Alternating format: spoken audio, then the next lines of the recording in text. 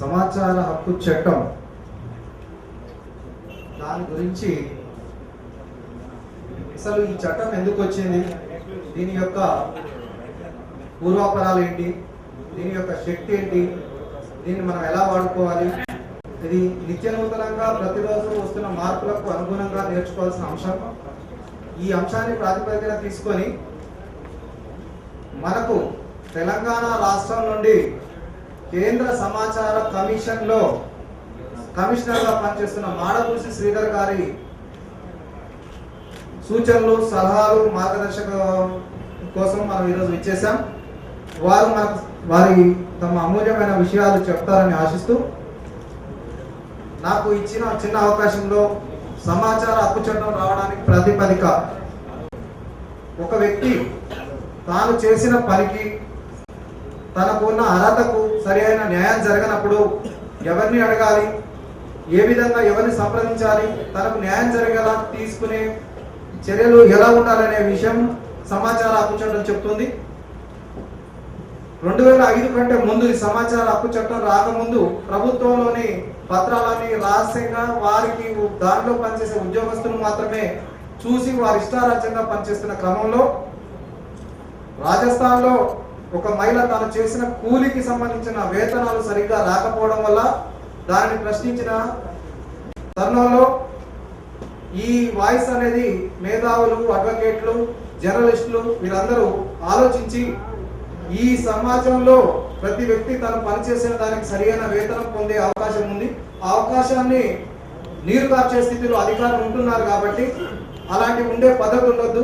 ఈ అధికారులందరూ కూడా ప్రజలకు జవాబుదారీతనంగా ఉండాలి అనే ఉద్దేశంతో ఉద్యమ రూపంలో సామాజిక కార్యకర్తలు చేసిన ఉద్యమ ఫలితంగా అన్ని పార్టీలు ఏకగ్రీవంగా చేసిన చట్టం సమాచార హక్కు చట్టం.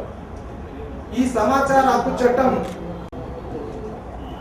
చేసి అమల్లోకి 2005 అక్టోబర్ 12 వచ్చిన ఇప్పటి వరకు ఈ చట్టం యొక్క విశిష్టతను కానీ, దాని అమలు విధానాన్ని కానీ, దాన్ని ఏ విధంగా సమాచారాన్ని కోరాలి, ఆ సమాచారాన్ని ఎట్లా పొందాలి, దానికి ఎంత పేమెంట్, ఎట్లా చెల్లింపులు ఉంటాయి, దానికి గడువు తేదీలు, ఇట్లాంటి విషయాల మీద సామాన్య జనానికి అవగాహన కల్పించడానికి ప్రభుత్వం ఎటువంటి చర్యలు తీసుకోకపోవడం, తీసుకున్న చర్యలు కూడా తక్కువ ఉండడం చాలా విచారకరమని తెలుపుతూ, ఏదైతే లోపం ఉందో ఈ ప్రచారం అనే కార్యక్రమాన్ని ప్రభుత్వం తీసుకోకపోవడం వల్ల ఈ చట్టం యొక్క గొప్పతనాన్ని, ఫలితాలను సామాన్యులు పొందకపోవడం గమనించి చట్టం రాకముందు నుంచి ఉద్యమ రూపంలో పనిచేసిన నేను జర్నలిస్ట్గా చదువుతున్న క్రమంలోనే ఈ చట్టం వచ్చింది.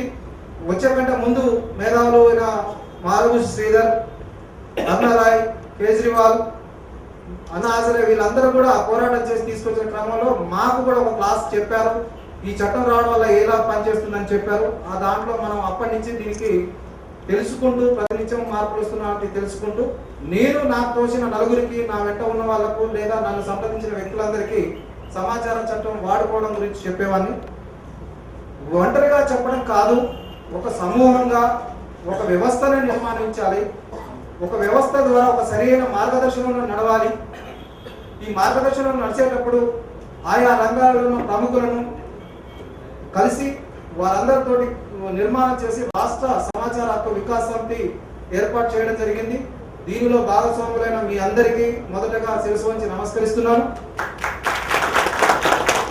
ఇక్కడ మనం చాలా మంది ప్రభుత్వం అంటే వాళ్ళకి వేరే ఎక్కడో విశిష్ట అధికారాలు ఉంటాయి, వాళ్ళని మనం అడిగే హక్కు లేదని చాలా మంది 80 నుంచి 90% ప్రజలు అనుకుంటారు. కానీ వాళ్ళు చేసే ప్రతి పనికి ప్రజలకు జవాబుదారీగా ఉండాల్సిన బాధ్యత ఉంది, జవాబుదారీగా ఉండే అవసరం ఉంది.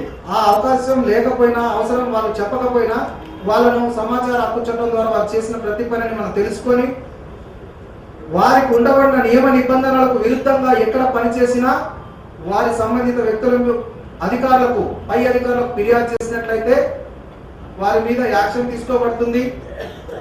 అర్హత గల వ్యక్తులకు లబ్ధి చేకూరుతుంది. ఇక్కడ ఒక పథకంలో మనకు అర్హత కలిగి ఉన్నా కూడా మనకు రాకపోతే అప్పుడు బాధ ఎంత ఉంటుందంటే అది అనుభవిస్తే తెలుస్తుంది. స్వీట్ తీయగా ఉంటుందని చెప్తే తింటే తెలుస్తుంది. సమాచార హక్కు చట్టం వెలుగు రేఖై నిలుస్తుంది. ఒక సామాన్య వ్యక్తులను అసామాన్యమైన ఫలితాలను పొందినది ఆ ఉదాహరణ లాస్ట్ ఆవిర్భావ సదస్సులో మన వ్యక్తులుగా వెల్దండ సత్యరెడ్డి, ఏనుగు సత్యరెడ్డి, కర్తా సత్యరెడ్డి వీరందరితోటి మనకు రూపం చూపించాం. ఎందుకంటే నేను చెప్పడం కాదు, ప్రాక్టికల్ గా అనుభవించిన వ్యక్తులు చెప్పడం వల్ల ఎక్కువ ఉపయోగం ఉంటుందనే ఉద్దేశంతో నేను చెప్పడం జరిగింది. వారందరూ కూడా మన వెంట ప్రయాణిస్తున్నారు, మన సంఘంలో ప్రముఖంగా పనిచేస్తున్నారు. వారందరికీ కూడా నేను సామాన్య వ్యక్తులుగా వచ్చిన ప్రతి వ్యక్తిని సమాచార హక్కు చట్టం ఒక గొప్ప విషయం తీసుకెళ్తుంది. ఈ ప్రభుత్వం చేసే ప్రతి పనిలో పెట్టే డబ్బు మనది, అవునా? ఎందుకంటే మన నుంచి ప్రతి వస్తువుకు తయారు చేసే కాస్ట్ లో పన్ను రూపంలో తీసుకునే డబ్బు ద్వారా ప్రభుత్వం సంక్షేమ కార్యక్రమాలు చేస్తుంది, అభివృద్ధి కార్యక్రమాలు చేస్తుంది. ఈ కార్యక్రమాలన్నీ కూడా సజావుగా సక్రమంగా జరిగినప్పుడు అభివృద్ధి సాధ్యమవుతుంది. కానీ ఏ జరుగుతుంది? పనులు చేయకుండానే బిల్లులు తీసుకునే దుస్థితిలోకి ఇంకా నడుస్తుంది వ్యవస్థ.